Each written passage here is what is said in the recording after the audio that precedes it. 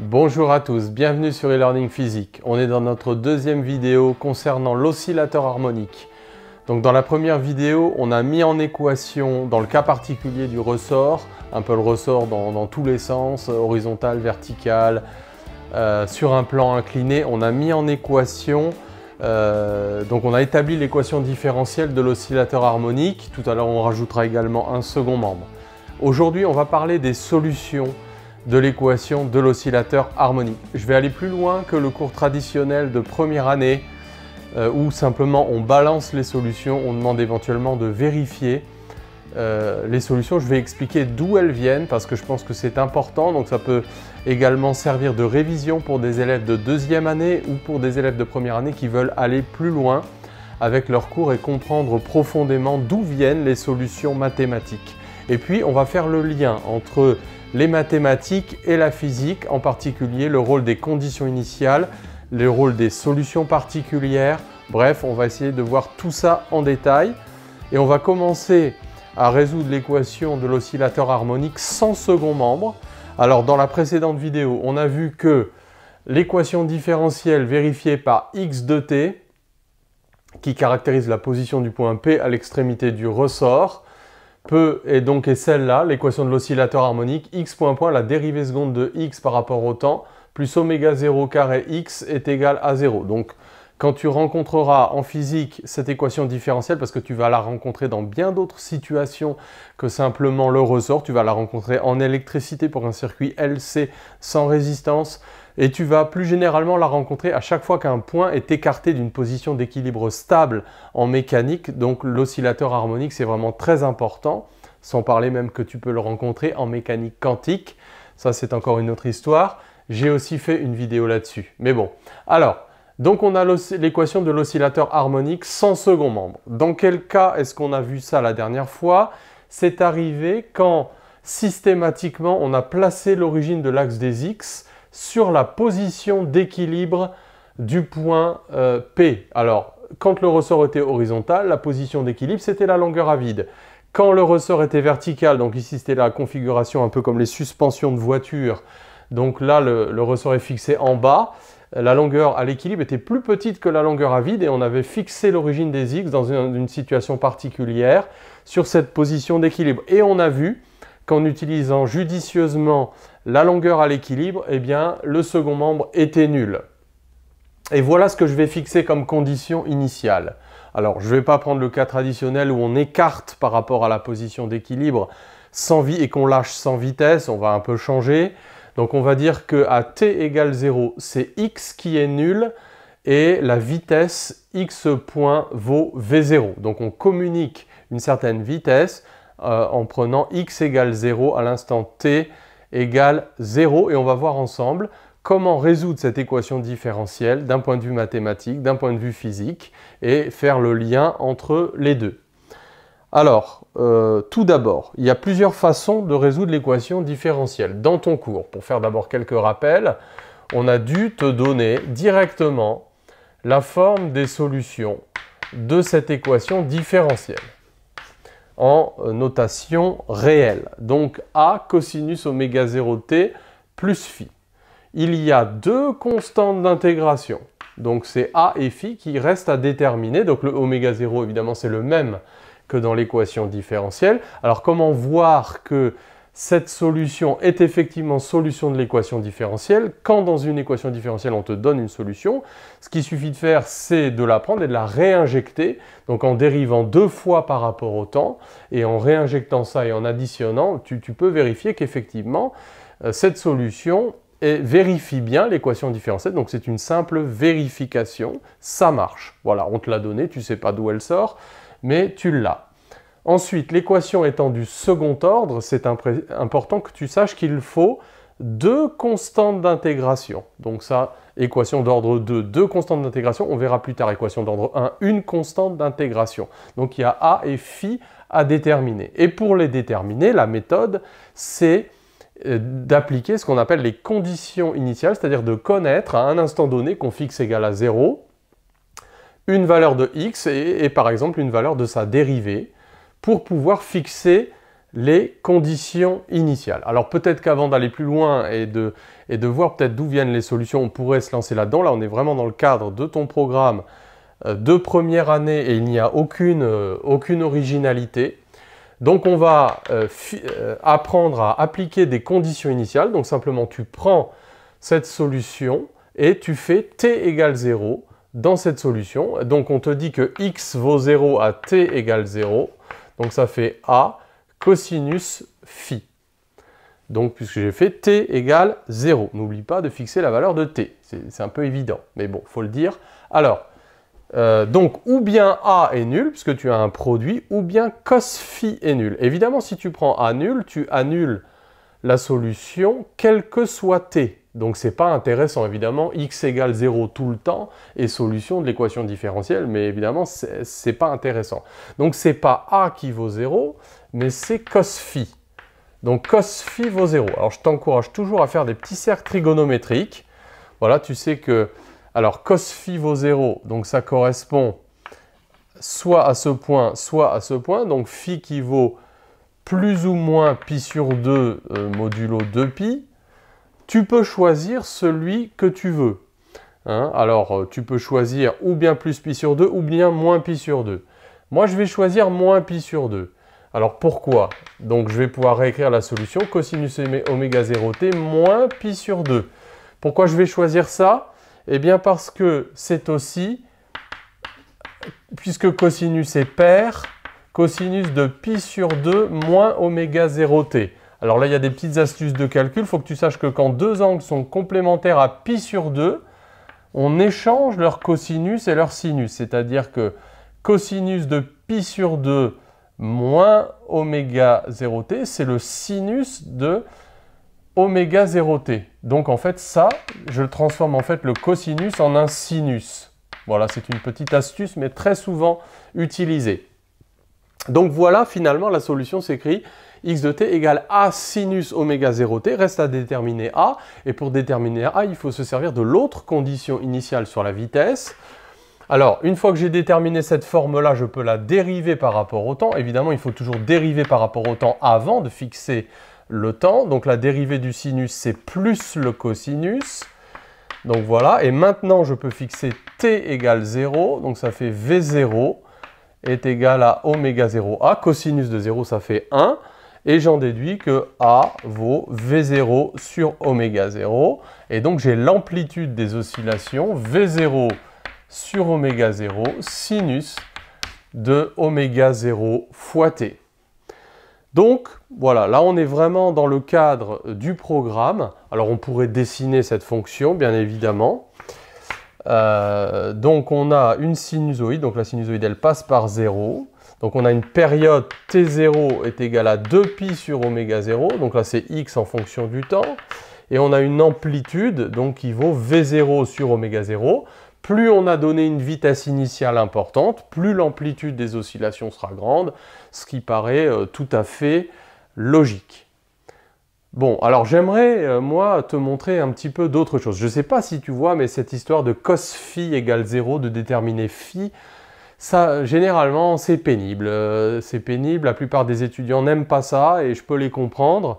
Bon, parce qu'il faut manipuler, quoi, qu'il faut savoir le faire, mais les angles, les cercles trigots, les cosinus, comme ça. Bon. Alors, il y a une autre forme des solutions que j'aimerais te présenter. Et à chaque fois que tu as l'oscillateur harmonique, plutôt que de prendre cette solution-là, je vais t'en proposer une autre et tu vas me dire toi-même si tu trouves que cette deuxième forme est plus pratique dans la détermination des conditions, des constantes d'intégration A et phi que la première. Donc A et phi, c'est ce qu'on appelle les constantes d'intégration. Ce sont les inconnues à déterminer à partir des conditions initiales. Il faut bien que tu t'imprègnes du vocabulaire de chacun des mots. Alors voilà cette autre forme qui lui est équivalente. On peut aussi montrer que les solutions s'écrivent b cosinus oméga 0t. Alors je change évidemment le nom des constantes d'intégration parce que ce n'est pas les mêmes. Je ne peux pas réutiliser A en particulier. Donc je vais mettre b et c plus c sinus oméga 0 fois t. Alors pourquoi est-ce que ce truc-là est intéressant? Parce que b et c sont souvent plus faciles à trouver que A et phi. Est-ce qu'on peut regarder ça ensemble? Donc, cherchons des solutions sous cette forme-là. Pourquoi ils sont plus faciles à trouver? Parce que très souvent, évidemment, ce n'est pas une loi générale, ce n'est pas une loi absolue, mais très souvent, ou bien B est nul, ou bien C est nul. Et donc, dans ce cas-là, effectivement, on va voir que ça simplifie la résolution. Donc, je vais chercher les solutions sous cette forme. Je veux déterminer B et C à partir des conditions initiales. Donc, je fais x égale 0 à t égale 0. Donc, je fais t égale 0. Cosinus vaut 1. Cosinus vaut 1, sinus vaut 0. Donc ça fait directement que B égale à 0. Donc je sais directement que B vaut 0. Donc il ne me reste plus que le sinus. Tout à l'heure, pour voir qu'il ne restait que le sinus, c'était plus pénible. Enfin, je ne sais pas ce que tu en penses, moi je trouve que c'était plus pénible. Donc ramener là, eh bien on peut redériver x point qui vaudra donc oméga 0, c cosinus oméga 0 t. Là, on est ramené un peu à la même discussion. On fait t égale 0. Donc, on aura V0 égale oméga 0 fois c. Cosinus de 0 vaut 1. Et donc, on a c. En fait, le c, c'est le même que le a de tout à l'heure. Égale V0 sur oméga 0. Mais, voilà les solutions. Moi, ça me paraît quand même plus simple. Donc, on reporte la valeur de c. Et évidemment, on retrouve la même solution, quelle que soit la façon dont on s'y prend. Donc, voilà une petite remarque sur la détermination de x de t. Alors, dans le cas général, évidemment, phi n'est pas nul, quoique dans la pratique, il l'est très souvent. Phi, il vaut très souvent 0 ou plus ou moins pi sur 2. Bref, on a souvent des solutions en cosinus ou bien en sinus. Ici, c'était en sinus. L'avantage quand même, je veux le dire, de cette forme-là, a cosinus oméga 0 t plus phi, c'est que dans le cas où ni B, où B et C sont simultanément non nuls, c'est-à-dire que B est non nul, C est non nul, à ce moment-là, cette forme-là a l'avantage de nous donner l'amplitude des oscillations, parce que l'amplitude des oscillations vaut A. Dans le cas où B et C sont simultanément non nuls, l'amplitude des oscillations ne vaut ni B ni C. Alors, il y a un moyen, en fait, de trouver, dans le cas général, il existe un lien entre ces deux types de solutions. Pour ça, il suffit d'utiliser une petite formule de Trigo. Alors voilà, ça, ce sont des choses vraiment très utiles dans la pratique. Donc, il faut transformer cosinus de oméga t plus phi. Donc, cosinus oméga 0 t, cosinus phi, cos A plus B, ça fait cos A cos B moins sin A sin B, sinus de oméga 0 t, sinus de phi. Et là, on va faire une identification avec cette forme-là, bon, en supposant que B est non nul. Donc, on voit que B, c'est le terme devant cosinus. Donc, B va être égal au terme devant cosinus. Donc, il faut regrouper cos phi, donc ça fait A cos phi. Et puis, C, donc c'est le terme devant le sinus. Donc devant le sinus, j'ai moins A sinus phi. Moins A sinus phi. Et donc je vois que je peux relier ces deux couples de constantes, B et C d'une part, A et phi d'autre part. Alors comment? Eh bien pour éliminer A, par exemple, je vais faire le quotient de ces deux relations. J'aurai tangente phi est égal à moins C sur B. Donc si je connais C et B, je peux quand même calculer phi. Et puis je peux calculer A également. Alors là, il faut éliminer phi. Donc je vais isoler cos phi. Cos phi c'est B sur A, sin phi c'est moins C sur A. Je vais faire cos carré phi plus sin carré phi égale 1. Et ça va me donner B carré sur A au carré plus C carré sur A au carré est égal à 1. Et donc, je vois que A vaut, si je prends un A positif, racine de B carré plus C carré. Donc on voit là aussi le lien qui existe entre l'amplitude des oscillations A et les deux coefficients B et C, en particulier s'ils sont non nuls tous les deux. Donc bon, on a deux types de solutions. Encore une fois, dans la pratique, je t'encourage à prendre cette forme-là, B cosinus oméga 0 t plus C sinus oméga 0 t. Parce que très souvent, ou bien B ou bien C seront non nuls. Et dans le cas général, on est capable de relier entre elles les différentes solutions. Donc là, on a simplement parachuté les solutions de l'oscillateur harmonique en vérifiant, je ne l'ai pas fait mais c'est un peu évident, qu'effectivement ces fonctions sont solutions et on a vu comment déterminer les conditions, les constantes d'intégration à partir des condition initiale, et on a bien insisté sur le fait que l'équation étant d'ordre 2, il y a deux constantes d'intégration, donc il faut deux conditions initiales, deux inconnues, deux équations sont nécessaires. Alors, j'aimerais aller plus loin avec toi pour t'expliquer précisément d'où viennent les solutions de l'équation de l'oscillateur harmonique. Et pour ça, il va falloir faire un tout petit peu de maths, ce n'est pas des maths difficiles, ce sont des maths qui utilisent la notion d'équation caractéristique et la notation complexe. On va essayer de comprendre ça ensemble. Alors, partons de l'équation différentielle. Je vais peut-être la réécrire avec les notations que les physiciens aiment bien, qu'on appelle les notations différentielles. Donc d2x sur dt2, ça c'est la dérivée seconde de x par rapport au temps, plus oméga 0 carré x est égal à 0. C'est la même chose.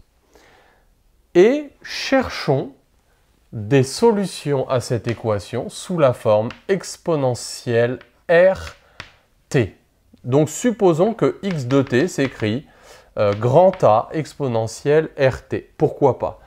Alors si on dérive une première fois, donc x point de t, donc on dérive ça par rapport au temps, donc on va sortir r a exponentielle rt, dérivée des fonctions composées. On dérive une deuxième fois, donc on va sortir AR carré, à chaque fois qu'on dérive l'exponentielle, on sort ici le coefficient multiplicatif. Donc ça, ce sont des petites formules de dérivée que tu connais bien. Et si on fait ça et qu'on reporte dans l'équation différentielle, on va obtenir AR carré exponentielle RT plus oméga 0 carré, je ne fais que recopier en reportant la forme des solutions que l'on cherche. Et on a ça. Alors, exponentielle RT étant toujours non nul, on peut le simplifier. A est choisi non nul parce que sinon, il n'y a rien d'intéressant. Et on tombe sur ce qu'on appelle l'équation caractéristique associée à l'équation différentielle. Donc, quand on cherche une équation caractéristique d'une équation différentielle, cela signifie qu'on est à la recherche de solutions de la forme A exponentielle RT. Et en fait, ce qu'on cherche, c'est l'équation vérifiée par le coefficient R. Ici. C'est ça l'équation caractéristique. Et cette équation n'est pas une équation différentielle, mais ici c'est une équation d'ordre 2, une équation, un binôme d'ordre 2, si on peut dire. Alors quand on la regarde comme ça, on se dit qu'il n'y a pas de solution, et il n'y a pas de solution si on est dans les réels. Mais pourquoi? Parce que ça s'écrit aussi R carré est égal à moins oméga 0 carré qui est négatif. Alors évidemment, dans les réels, c'est tout à fait vrai, il n'y a pas de solution. Mais il y a des solutions dans les complexes, et il ne faut pas l'oublier. Plus ou moins I oméga 0. Voilà les solutions dans les complexes, et on est obligé de plonger, en quelque sorte, l'équation différentielle dans les complexes. Et on trouve qu'il y a deux solutions pour R, plus ou moins I oméga 0, avec I carré égale moins 1, le I des complexes. Et donc, quand on réécrit les solutions, ça veut dire que finalement, x de t, comme on a deux valeurs de R qui vérifient, on a deux solutions. Et donc, on pourrait dire que l'équation va être en fait une superposition. Alors ça, c'est lié à la linéarité de l'équation. C'est-à-dire que comme l'équation est linéaire, quand on a une solution, toute combinaison linéaire de solutions est elle-même solution. Et donc, voilà la forme générale de l'équation. Voilà encore une troisième solution de l'équation différentielle. Alors ça fait beaucoup. Est-ce que ce sont les mêmes que celles qu'on vient de voir? On va voir que la réponse est oui et qu'on va retrouver les mêmes solutions. Simplement, ça paraît plus compliqué. On est dans les complexes. Alors attention, les constantes d'intégration ici, a priori sont complexes, ce qu'on note parfois avec des barres. Équation d'ordre 2. Et donc, cela signifie que il y a encore une fois deux constantes d'intégration, mais qu'elles sont complexes. Alors quand on voit la solution comme ça, on se dit x, il ne peut pas être complexe, c'est l'allongement d'un ressort. Tout à fait. Mais en fait, les complexes sont un intermédiaire de calcul, et si on applique correctement tout ça, eh bien on va retomber sur les solutions réelles. Alors, on pourrait le faire. Donc à t égale 0, on avait x égale 0, donc 0 est égal, exponentielle de 0, ça fait 1, donc ça fait 0 est égal à a plus b. Ensuite, on pourrait calculer x point de t avant de fixer t égale 0. Donc, ça fait i oméga 0, facteur de a exponentielle i oméga 0 t, moins b, à cause du moins ici, exponentielle moins i oméga 0 t. Et puis, maintenant, on peut faire t égale 0. Donc, on aura la vitesse v0 égale à I oméga 0 facteur de A moins B. Et donc, la première équation nous disait que B était égal à moins A. Donc ça nous fait du 2i, je fais de la substitution, je remplace B par moins A, 2i oméga 0 A, ce qui nous donne A est égal à V0 sur 2i oméga 0, qui vaut aussi moins B. Et donc on peut réinjecter x de t est égal à A exponentielle I oméga 0, etc. Donc ça fait V0 sur oméga 0, facteur de exponentielle de I oméga 0t moins exponentielle I moins oméga 0t, le tout sur 2i. Et là, qu'est-ce qu'on reconnaît?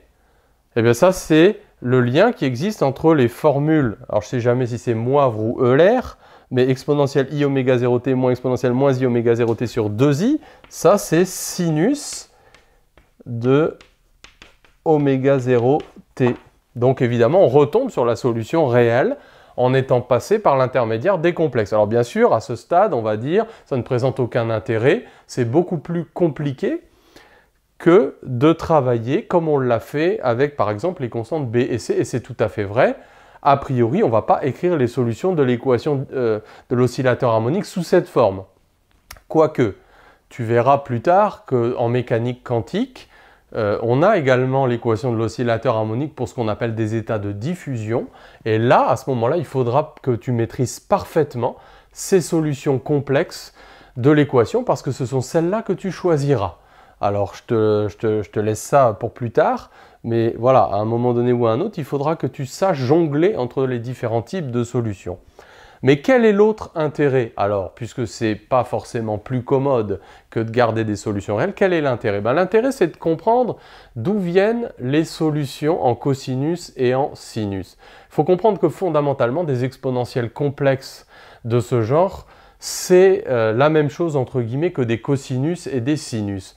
Pourquoi? Parce que mathématiquement, tu connais certainement le lien qu'il y a entre les exponentielles complexes et les cosinus et les sinus.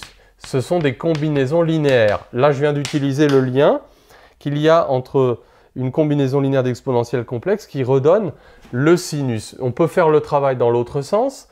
Exponentielle I oméga 0t, c'est cosinus oméga 0t plus I sinus oméga 0t. Et exponentielle moins I oméga 0t, c'est donc cosinus oméga 0t moins I sinus oméga 0t. Donc tu vois d'où viennent les solutions en cosinus et en sinus. Il suffirait de remplacer les exponentielles complexes en fonction des cosinus et des sinus pour voir que ça ferait apparaître des cosinus et des sinus. On pourrait factoriser, on verrait le lien entre les différentes constantes d'intégration A et B complexes et par exemple B et C de tout à l'heure dans les réels. Donc c'est la même chose en réalité. Pourquoi? Alors là, je vais utiliser un petit langage d'algèbre linéaire un peu savant. C'est que les exponentielles complexes ici et les cosinus et les sinus forment ce qu'on appelle des familles libres de solutions.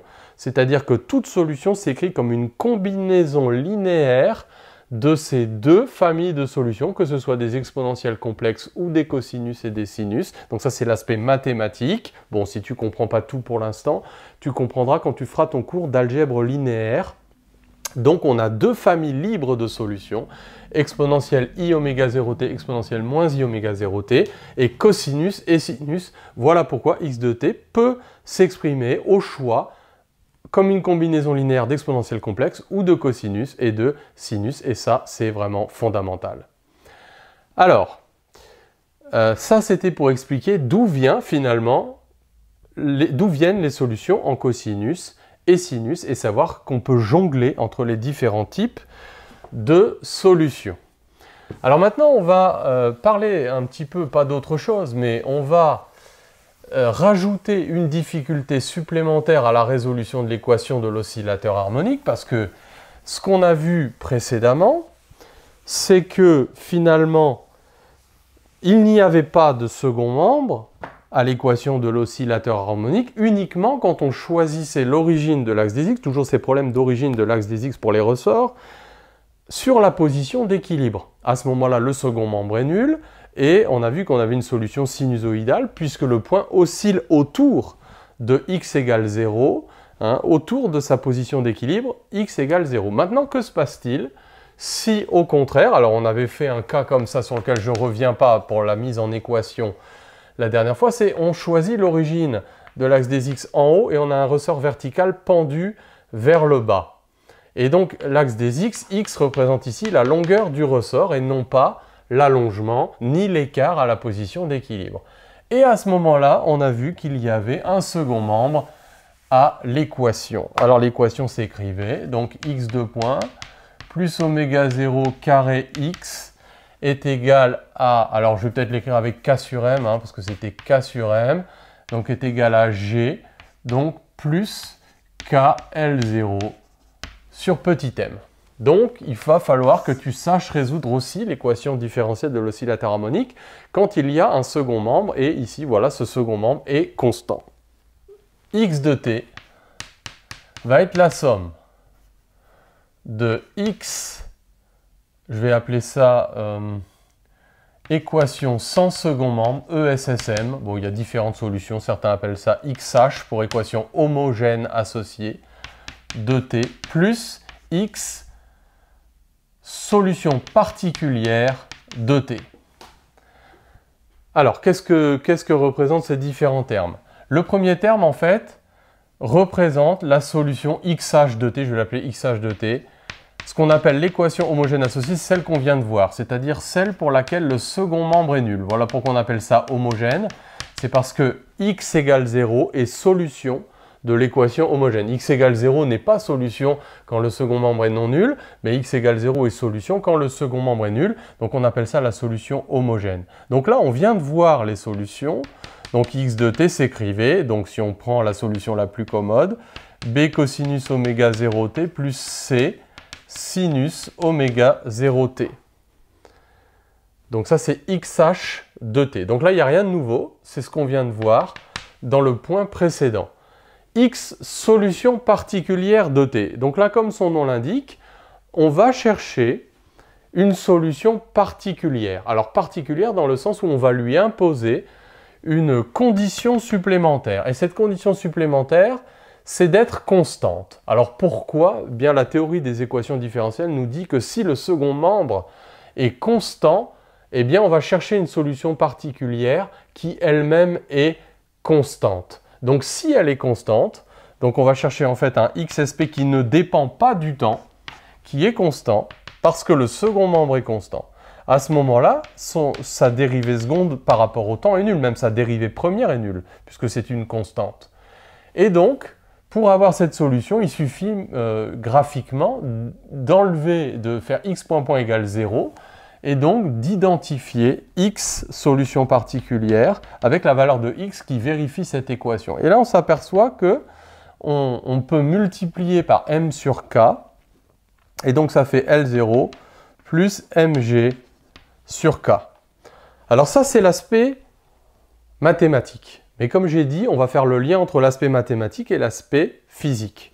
Ce qui est très important, c'est de comprendre qu'en réalité, cette solution particulière, physiquement, elle correspond en fait à x équilibre. Et puisque x équilibre, c'était la longueur du ressort, puisque x représente la longueur totale, en fait, c'est L équilibre. Alors ça, tu peux le vérifier par rapport à ce qu'on a fait dans la vidéo précédente, c'est-à-dire que si tu prends la longueur à l'équilibre du ressort dans cette configuration, tu vas retrouver x équilibre. Donc ça, c'est très important d'un point de vue physique, c'est que la solution particulière de l'équation, c'est pas seulement une constante parce que mathématiquement on doit chercher une constante, mais on retrouve physiquement la valeur de la longueur à l'équilibre.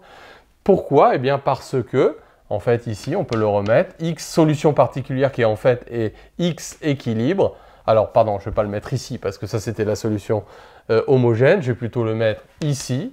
Donc là, on aura b cosinus oméga 0t, donc des termes oscillant autour de 0, ces deux termes-là. Un sinus, cosinus, ça oscille autour de 0.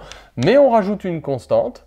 Donc cette constante, c'est x équilibre, qui en fait représente L équilibre, à cause du choix, encore une fois, de l'origine de l'axe des x. Et ça, c'est très important, parce que qu'est-ce que ça veut dire?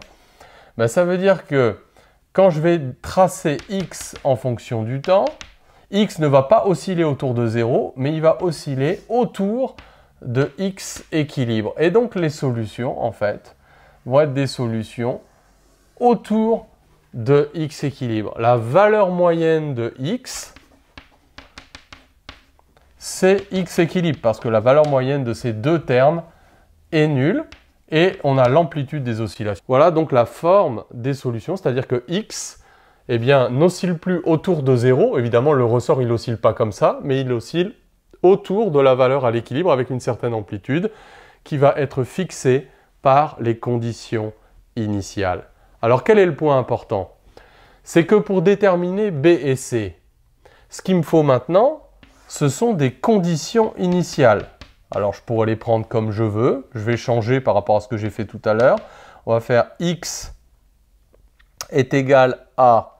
Alors, je pourrais la mettre sous la forme x équilibre plus x0. Ça voudrait dire qu'on a écarté par rapport à la position d'équilibre d'une certaine valeur x0. Et par exemple, x point est égal à 0. Donc, sans vitesse, on a écarté par rapport à la position d'équilibre d'une valeur x0. Donc, on aura x équilibre plus x0 égale, donc à t égale 0, on aura b cosinus vaut 1, sinus vaut 0 plus x équilibre. Donc là, j'ai fait exprès pour que les x équilibres s'annulent. Donc, on a directement b égale x0. On peut également dériver ça. Donc, on aura x point est égal à moins b oméga 0 sinus oméga 0t plus oméga 0c cosinus oméga 0t. On fait t égale 0 là-dedans. Le sinus s'annule, donc 0 égale, le sinus s'annule, et donc on aura oméga 0c. Donc on voit que c est nul. Et donc les solutions, à ce moment-là, vont s'écrire x0 cosinus oméga 0t plus x équilibre. Donc on oscille autour de x équilibre à la pulsation oméga 0. Alors quel est le point important ici? C'est que la solution particulière est indépendante des conditions initiales, et donc les deux constantes d'intégration qui sont ici vont être déterminées grâce aux conditions initiales. Il y a un autre piège, c'est que si on te donne les conditions initiales avant ce que j'ai fait moi, c'est-à-dire si on te le donne au début, le piège est d'oublier d'additionner la solution particulière avant de chercher à déterminer les conditions initiales. Donc il faut bien d'abord chercher la solution la plus complète, y compris en ayant rajouté la solution particulière, avant de chercher les constantes d'intégration à partir des conditions initiales. Donc conditions initiales et solution particulière, ce sont deux choses qui sont complètement indépendantes. La solution particulière, elle est fixée par l'équation différentielle. Les conditions initiales, elles peuvent être absolument quelconques. Et pour trouver la solution complète, évidemment, il faut les connaître. Il faut en connaître deux. Alors, on a dit beaucoup de choses dans cette vidéo. J'espère que tu retiendras la forme la plus commode des solutions de l'oscillateur harmonique. Mais il faut connaître aussi l'autre forme, la forme la plus commode étant celle qui fait intervenir un cosinus et un sinus plutôt que l'amplitude et la phase. Mais bon, ça, voilà, il faut quand même savoir jongler entre les deux. Et puis, l'idée d'équation caractéristique, le passage au complexe, et savoir pourquoi toutes ces solutions finalement sont reliées entre elles et comment elles sont reliées entre elles, eh bien ça aussi, ça me paraît très très important pour la suite de ton parcours à l'université ou en classe préparatoire. Voilà, je te donne rendez-vous pour une prochaine vidéo. À bientôt.